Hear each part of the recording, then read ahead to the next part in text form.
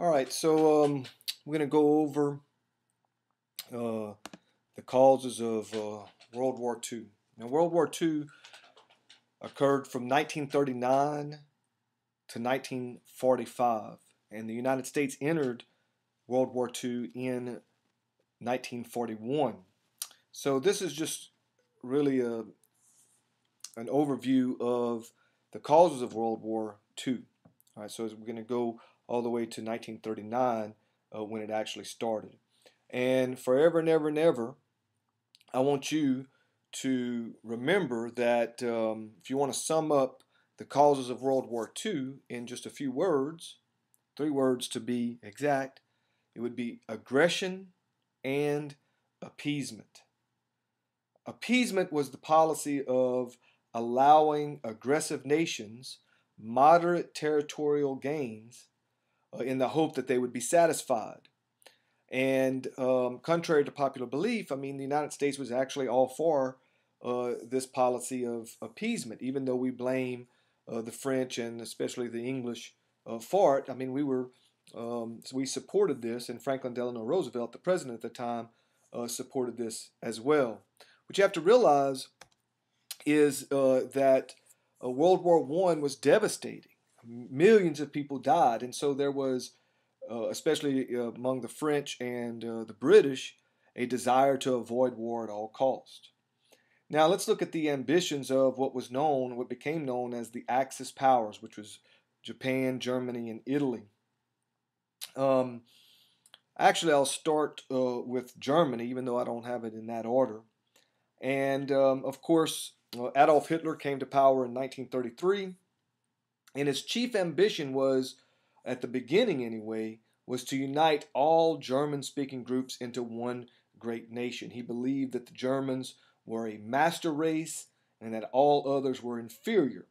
And he also wanted to provide what he called Lebensraum, or living space.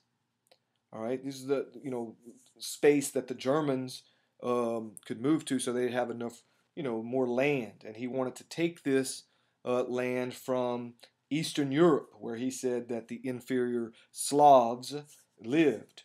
He said that they were only fit for servitude. Now the Slavs were like the Polish, the Ukrainians, the Russians. They were examples of Slavic people. And though Hitler outlined these goals in Mein Kampf, his autobiography, which also means, or which translates into English into My Struggle, nobody took him seriously. It was so out there that people thought it was ridiculous. Now, Benito Mussolini, who was the dictator of Italy from the early 1920s into the middle of World War II, he sought to recreate the old Roman Empire. Now, in Japan, it was a little bit different because you kind of didn't really have the same type of government that you had in Italy and Germany. It was pretty much dominated, especially by 1941, became dominated by the military. And the military sought to acquire new markets and territorial expansion throughout the Pacific Rim. And so, in a nutshell, in a word, the goal of the Axis powers was expansion. Now, let me give you some examples of this aggression. The Japanese invaded Manchuria, all right, from 1931 to 1942, and this is an example of aggression. Manchuria is a province of China, and the northeastern province of China. And the League of Nations, which was formed after World War I, did what? They did nothing. Okay, they said, "Oh, y'all don't do that," And no one really did anything. This is an example of aggression and appeasement.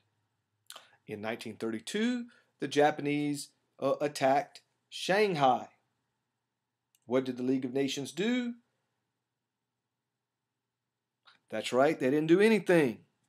This is an example of aggression and an example of appeasement. All right, well, y'all, don't do that, okay, but maybe if we don't tell them anything, they'll be satisfied and they'll stop.